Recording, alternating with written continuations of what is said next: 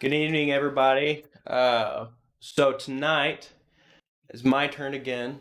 My turn to kind of take lead here. Got Dad here with me, and Josh is sitting right there. So What's up? everybody say hi, Josh. Leave it in the comments. Let us know who's here, You were waiting who to needs to be hear here. Josh, weren't you? I was gonna say hi, Josh, unexpected, but I was like, I can't hear that. So we'll just jump right into our questions. We realized last week that we go a long time and we kind of waste a lot of time. So we're not gonna keep you. We're gonna not keep you for an hour this time. We're gonna try not to anyway. So let's just jump right into the first question. I get so busy that I'm supposed to come up with the questions, but Josh, the first time I did it, Josh has to come up with the questions, and then tonight Josh had to come up with the questions for me. So shout out to Josh for doing that for me. I keep forgetting about those. But first question, talked about this last week, touched on it a little bit. But first question is, what is your favorite famous car? Could be in a movie, could be in a TV show, but an iconic car, maybe like Dukes of Hazzard, General Lee, or maybe a Fast and Furious car that you like. What is your favorite car? Leave it in the comments. Dad, what's your favorite car? It's got to be Eleanor or Kit. Eleanor Kit. It's I mean, I really liked it. you can only say Kit though if you get the brain behind the car. Yeah. You just get the car with the fresh flashing red No, light. no, I'm out. no. I'm out. Speaking of, I see uh Trans Am running around town. Looks like Kit. Yeah. Yeah. Huh. I think it's Has it got the red light? I think so. I think it's Aaron Clicks, I think. Yeah. But I don't. But mine, we were talking about this before we started. Like I was telling them, I like American Muscle a lot, but I also like a lot of imports, and I think mine, since Dad took Eleanor, I think mine's gonna have to be the GTR or the Skyline from Fast and Furious. Okay. So that's gonna be I've got a few here. my dream car. Dylan says Eleanor is his favorite car ever, which I can get behind that. I mean, Eleanor by far for me is one of my favorites. Maddie says Herbie. Herbie. Herbie the love bug. Nice. Ethan says the 1960s Batmobile. That's the worst Batmobile ever.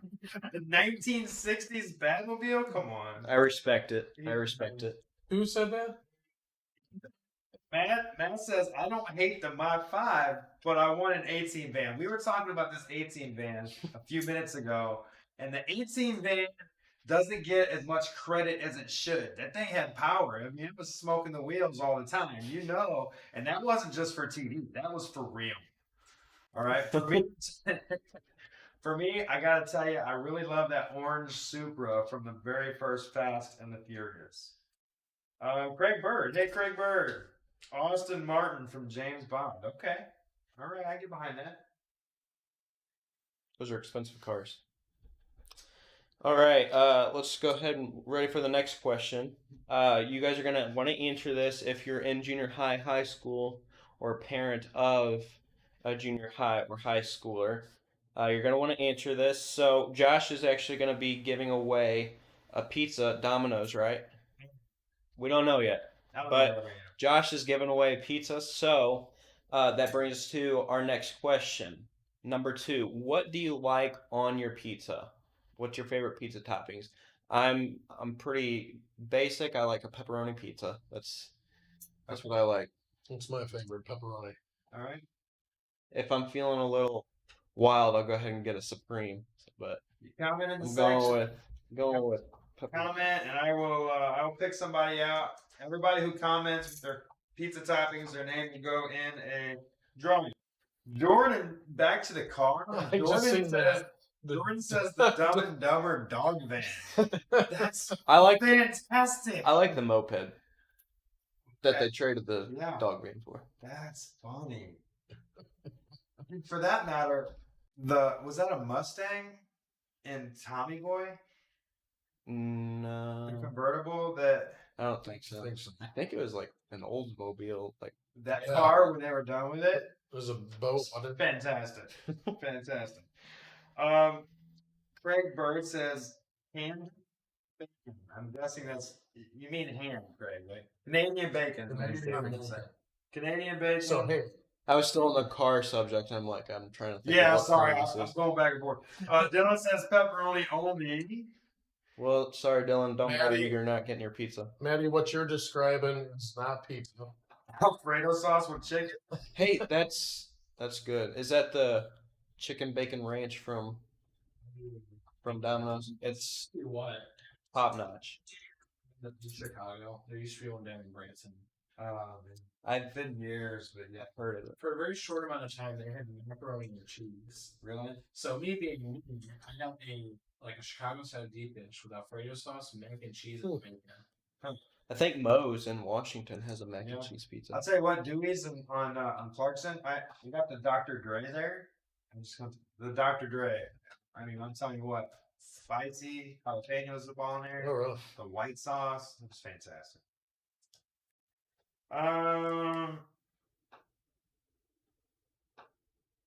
Maybe said it is pizza.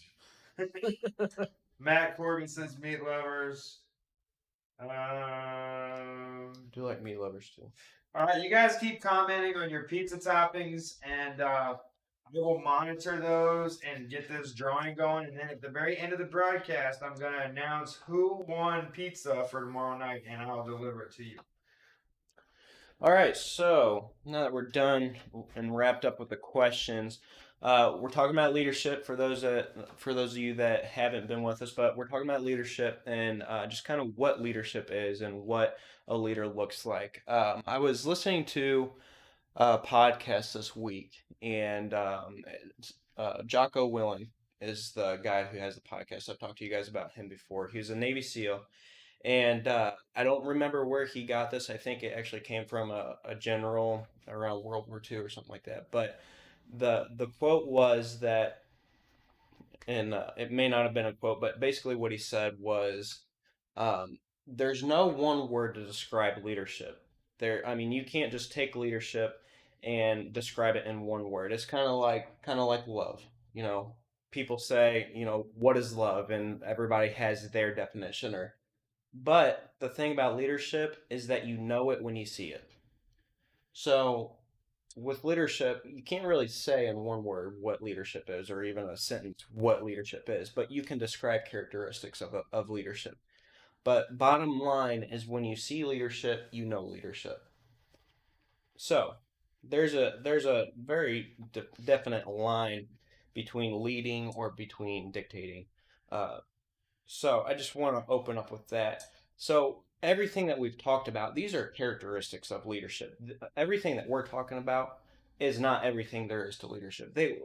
We've talked about this before. We could go so much deeper into this and extend this so much longer. We could still be on the first topic this week if we really wanted to be. So these are characteristics of leadership. Don't take everything here and think that you've got everything you need to lead. No, you still need to expand on that.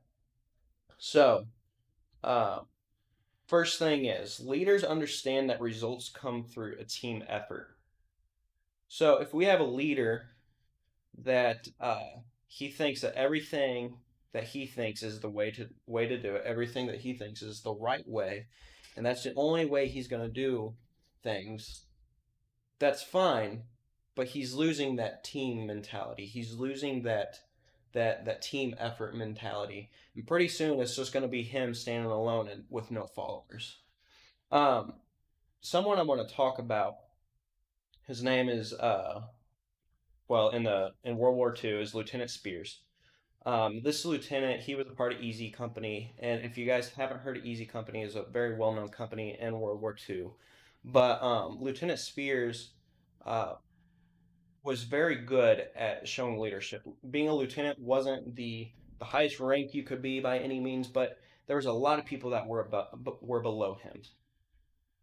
But I want to look at one thing in particular that Lieutenant Spears did, and they're in this battle and they lose contact with another company that they're fighting with. So Easy Company loses contact with Pie Company. So these two companies need to communicate, but they can't because they lost that communication. And in between them is the enemy. In between them is the German soldiers. So they're under a lot of heavy fire. They've been under a lot of heavy fire for a while now, and they're losing a lot of people. And Lieutenant Spears ends up deciding that he's going to take this into his own hands. He's gonna do things, do the probably most least desirable thing to do while you're in battle.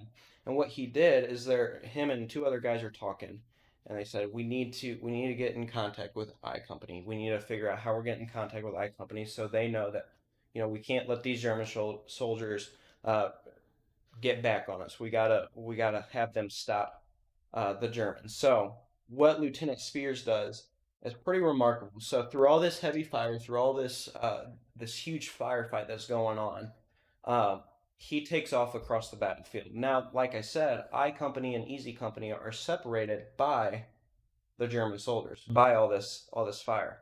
But he decides he's going to run straight through it. He runs straight through it, gets to I Company, tells them what he needs to tell them, and then he runs back to Easy Company. So not only did he run through the fire once, he knew that he needed to get back. Now, that was a pretty crazy thing to do, a pretty brave thing to do at this time. Definitely was not, he was never told to do this, but he knew it had to be done. He knew what needed to be done. So he did it. But like I said, Lieutenant Spears had a lot of people under him. He had a lot of people that he could delegate that job to. But instead of saying, hey, a private, which is pretty much as low as you can get, saying, hey, why don't you go run over there? You need to get in contact with I Company, tell them this, and then come back. No, he decided that that's a dangerous job. He could very well lose his life over it. And he decided that he was going to do it because that's what being a leader was to him. So he decided that he was going to do that least desired job. And I think that sometimes, if you ever been in a leadership position, sometimes we like to do the cool stuff, the stuff that everybody's going to see, the stuff that everybody's going to, the easy stuff. Am I right? I mean, we can fall into that trap sometimes. We always take the easy jobs because we're the leaders. We deserve the break. But we can't always do that. We can't always do the easy job. Sometimes we have to do the hard job. Number 2, leaders understand that people buy into the vision of the leader before anything else. So let's take this and look at Lieutenant Spears. We could tell by this point that Lieutenant Spears was pretty serious about reaching that goal. He was pretty serious about getting his vision across to others. What better way to help others see his goal or help others, realize that he's invested in this fight. He's invested in this goal by putting his life on the line, and going across the enemy lines. One other characteristic is leaders understand that leadership is about sacrifice. He was willing to sacrifice. He was willing to give up his life for this task. And sometimes we have to sacrifice in other ways. You look at the military and you think, okay, it's very, very easy to see leadership. It's very easy to tell where the leadership is and where it's not. And you might look at that and think, well, it's harder in the real world. Well, it's not. The thing about leadership is it's very universal. Leadership is a universal thing. You can use all these things that you see in the military, or like your job, being a firefighter. You have those, kind of those ranks, designated leaders for designated people, and it's easy to see leadership when it has a name above it. But in your everyday life, you can use these principles as well. It's not just in these types of jobs where people are told, okay, you're leading, and you tell the followers that this is your leader. Can you, I don't know if you can, but can you think of any instances where you saw sacrifice from a leader, being in your job? You could really tell that they were willing to sacrifice for those who were following him. Oh, sure. Sure. Anything from protecting the crew and the leader taking care of something on their own in a dangerous situation. Um, Something I think of as big as time. Yeah. So because the boss has so much more to do than than the crew, and but yet the boss still has to spend Yeah. time with the crew. So he's putting his job off, knowing his day's going to be longer. Right. In order to promote that with the crew. Yeah. Yeah, and along with that being, I'm glad you said time because uh, Josh, I mean, he's he's a youth leader. There's more to just the weekend of revolution, or even Dad. There's more to just that weekend of revolution. There's, you know, the planning process is very, very extensive, and the planning process is starts very early. Josh had a youth live meeting last night. But my point I'm trying to make, and even with the pastor of this church, Brother John, the point I'm trying to make is there's a lot that you don't see being sacrificed. There's a lot of time being given up that you don't see. You see it on that weekend of that youth trip, but before that, they've given up so much of their time so that you could have a good trip, that you could get the most that you could out of that trip. So that's a big thing is time. Time is a huge thing that a leader can sacrifice. Leaders become servants. I think we talked about it a few weeks ago. We talked about the lock-in and how we had a little trouble with the toilet, like we do every year with the yeah. We had a little we had a little problem with the boys' bathroom, like we do most years, and that's service work there, but that's also leadership. When those who are in charge decide to take that up, do the grunt work. They do the least desired work that, they easily could have come and got me and said, "Hey, clean this up," but they didn't. They saw something that needed to be done and they got it done. They didn't complain. They didn't I shouldn't say they didn't complain because that's I think that's third year in a row, so I think they're getting a little tired of it. But That does not need to be repeated. that's as far as that subject we're gonna go into. No farther.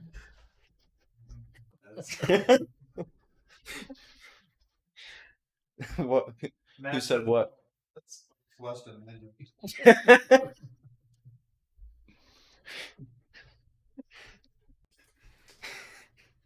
All right, number 5. Let's get this back on track here. But number 5, leaders communicate. That's a huge, very, very important part. As we see here in this situation with Lieutenant Spears here, he quite literally had to communicate. Like that was him doing his part in leadership. There was no other way for them to communicate but for him to run across the battlefield and get that message sent across. So he quite literally made communication a priority. And when you have those people who are following you, those people under you, you have to be very clear on your communication. You have to be very to the point on your communication. You have to make sure it's very clear. Growing up, dad would ask me to do a task. Dad would ask me to do something, and it was, okay, I'll do that. And he couldn't have made it any clearer. And I go and do it, and something's messed up. Something's wrong. Or for instance, he would start to tell me to do something, and before he was even finished with what he wanted me to do, I was turned around ready to go do whatever he was. And that aggravated him so much. A lot of times he'd be like, "Quit, just stop. I'm not done talking to you. I'm not done communicating to you what I need you to do." And a lot of times in my mind, I'm like, did exactly what he asked, but there was those little bits of information that I decided I wasn't going to listen to, or I decided that they didn't need to be done, and that something was done wrong. So that's very important as a leader, that you're communicating with those who are following you.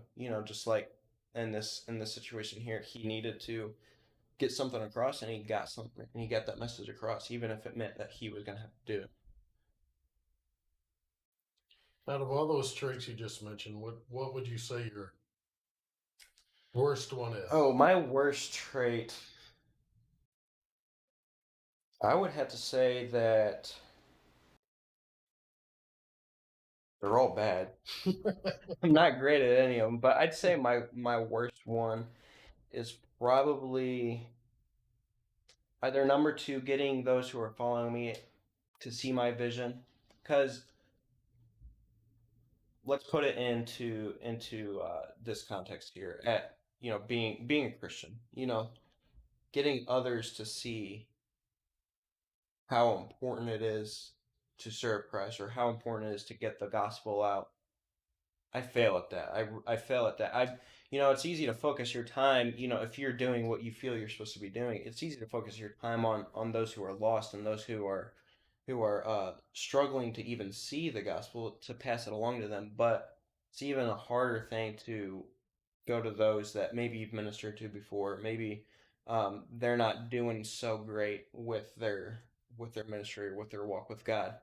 It's hard for me to pass on that vision to others. It's hard for me to pass on that the importance of sharing the gospel. So I'd say either that or communication. I think communication is something that I really need to ask my boss. There's times that I forget to tell him something, or I forget to tell another guy something, and you know communication is a weak point for me too. What about you? What's I would say hands down communication. Runs in the family. I think little side note? Little side note again. As I got older and I'd hear him explain things, I'm like, it's not me. I'm not the one receiving the message wrong. I think it's coming from no, but yeah, I think communication is. I think sharing my mission, sharing my vision, I I think I do a pretty good job at that. It's communicating how to do it Yeah, is what I struggle with. yeah, and that's also a great point. It's one thing to share your mission with people, share your goal with people, but telling them how to do it, that's a tough task. That's a tough thing to do sometimes, because you got it in your head. You know how it needs to be done, and that's part of the first point here. You know, there are different ways to some goals. And if you're a very micro managing leader, you're looking at the smallest of details, pretty soon nothing's going to get done. Because you're so hard and so adamant on you got to do it this certain way. There's no other way to that goal. But sometimes we got to give that liberty to people who are following us, like, Sure. you know how to do it, get it done. And when they're done, they come back to you, and it's done right. Right. So what do you got for us tonight? I know you talked about you're going to talk about Elijah. So a few different things that I was going to hit on was you talked about vision. I think it's so important for the leader to share that vision, to share that mission.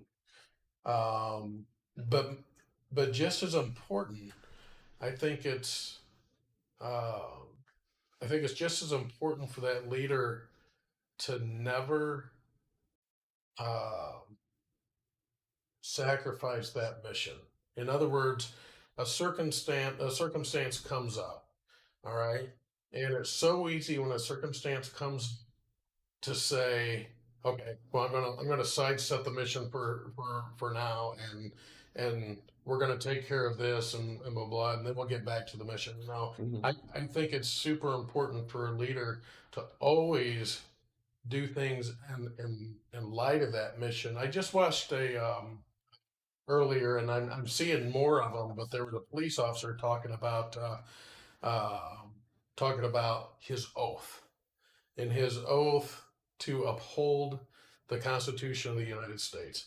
And he put it just as simple as you can put it is, you know, when a police officer is struggling with a right or wrong thing to do, Go fall back to your oath.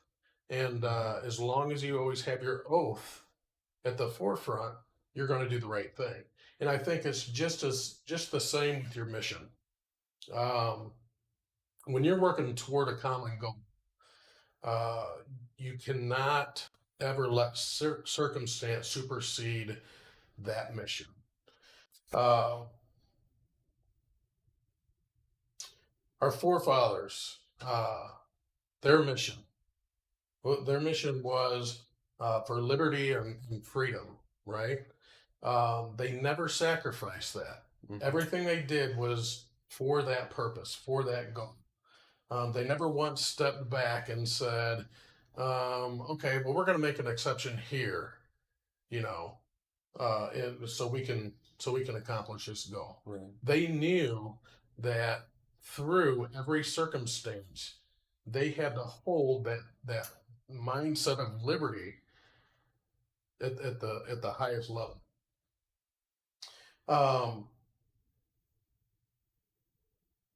So you mentioned team effort a while ago, and I'm going to go into the Bible with some examples. eh, what's the first character that comes to mind when you hear team effort, as far as a leader? Team effort. If I had to, which it might be a uncommon one, but I think of Noah, and hear me out on it, because I realize he was alone in this situation, but he did have his family through the situation of building the ark, and he did. He relied on his sons and on his in-laws and on his family to get the task done.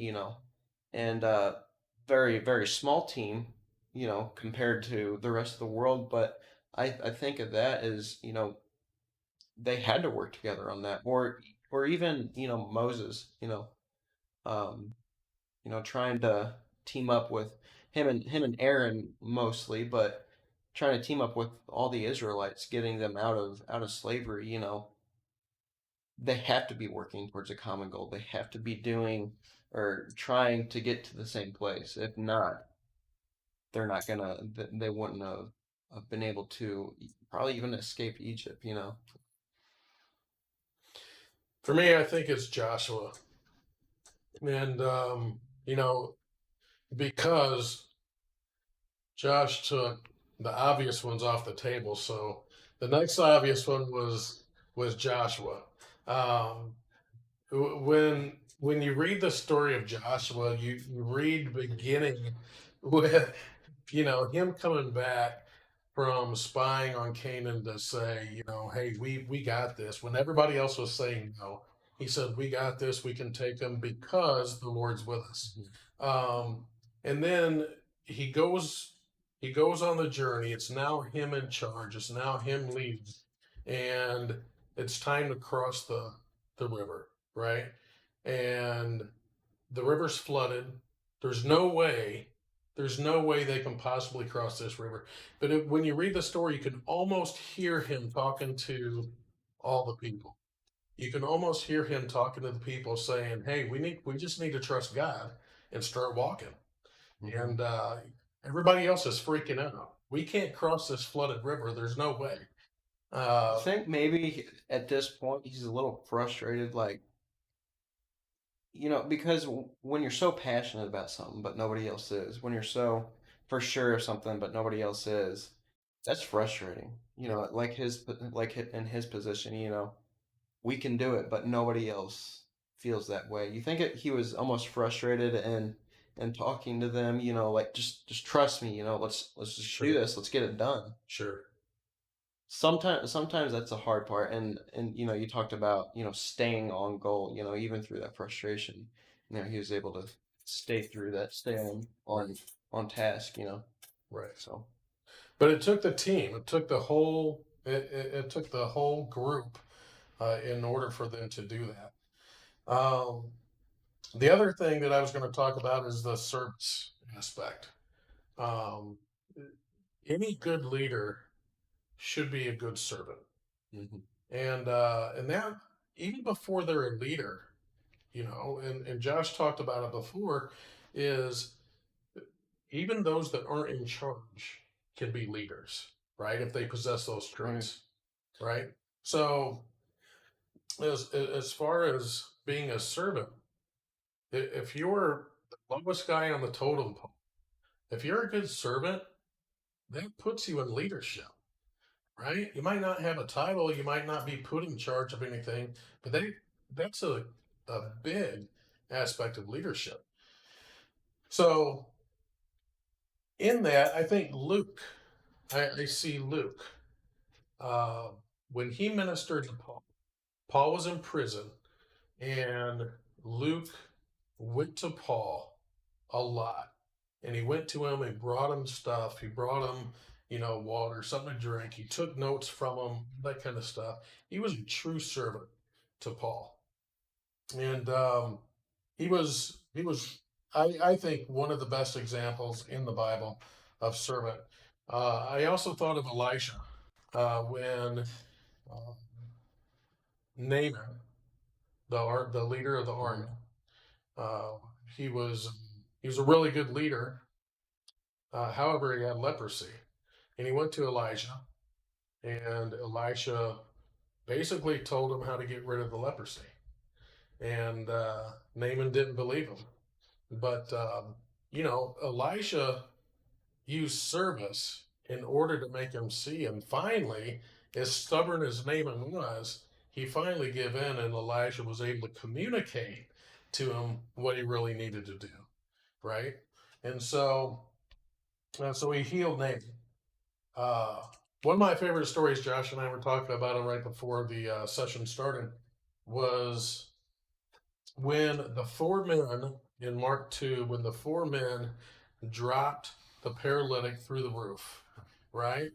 You can't get a better example of service than that. And I don't know if these guys were his friends. I don't know if these guys just noticed the paralytic and decided to take action. That would be a little bit cooler if they just noticed him and decided to take action. But when they dropped the paralytic through the roof so Jesus could heal him, I mean, that's a great example of service. What would you say in any task, in any job? What is something that you would do to serve the people under you? It's kind of vague. Just a general.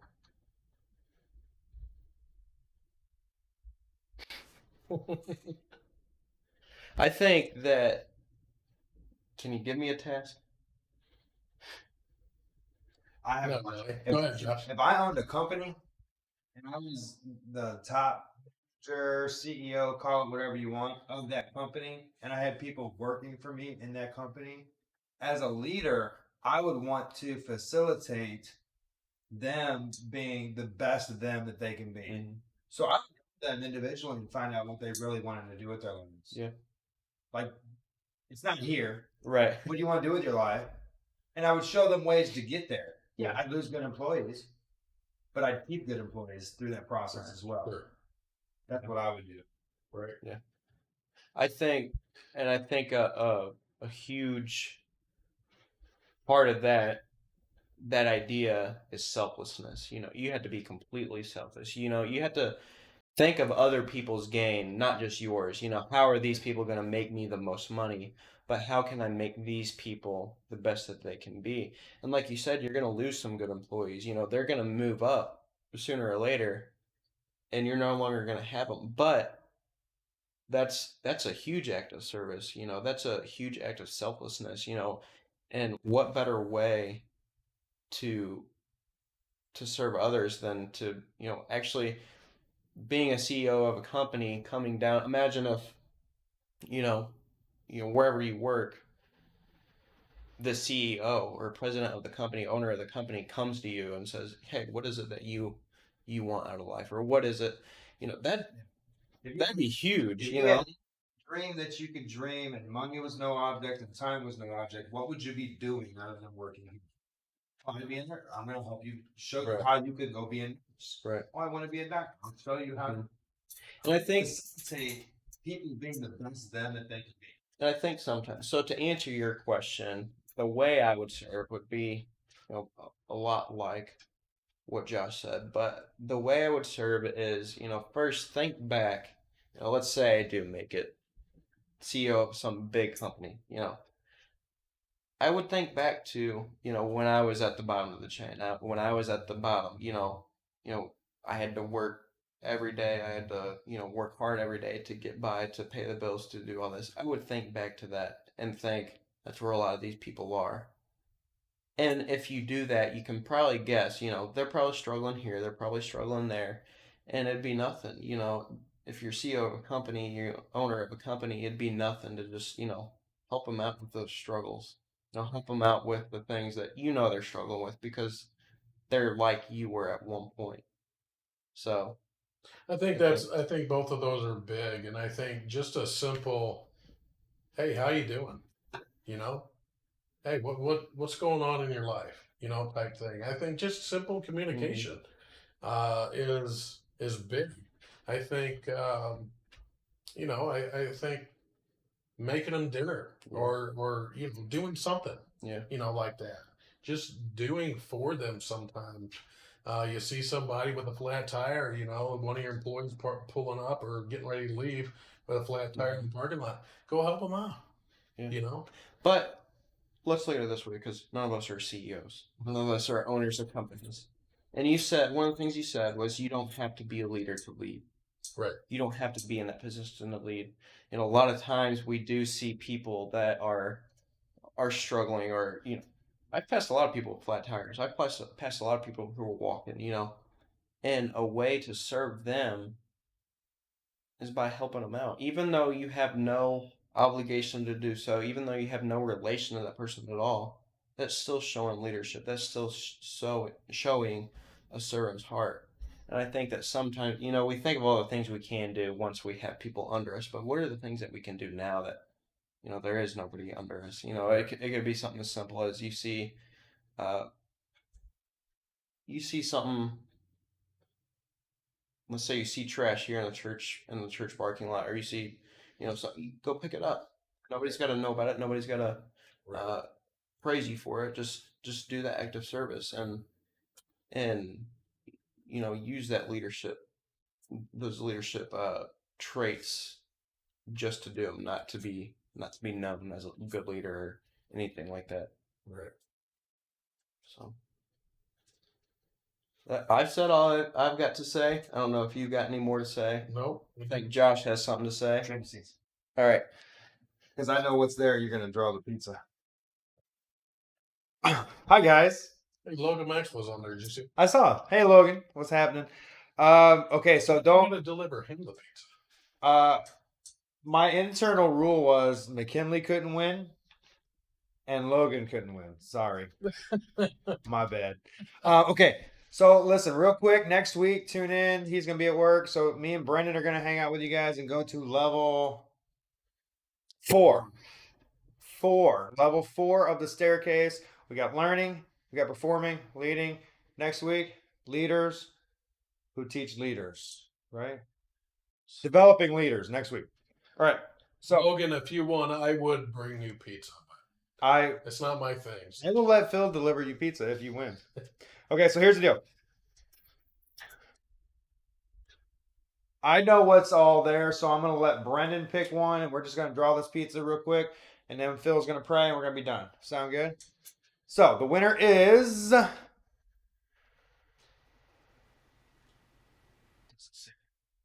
me see. Yes, Gabrielle gets pepperoni tomorrow night. So I will deliver this to you tomorrow night, sometime before I eat dinner. Sound good, Gabby? All right. If you have any questions about that, text me. But I will stop by tomorrow night with pizza. And I don't know where it's going to be from yet, so it's a surprise to me too. Into 1, 2 there, because Danny's getting a little bit of Yeah. I might bring them 2 pizzas. What do you think about that? All right, that's it for me. Tune in next week, 7 o'clock, right here, where we go to level 4. And Phil's going to dismiss us in prayer. All right. Father God, thank you so much for allowing us to talk about you, to talk about traits that are pleasing to you, Father. I just pray for the leaders to just do well and take care of the people that they're in charge of. Father, I just ask that you build the leaders of this church, you build the leaders of this group, and just make them to what you want them to be. It's in Jesus Christ's name I pray. Amen. Amen.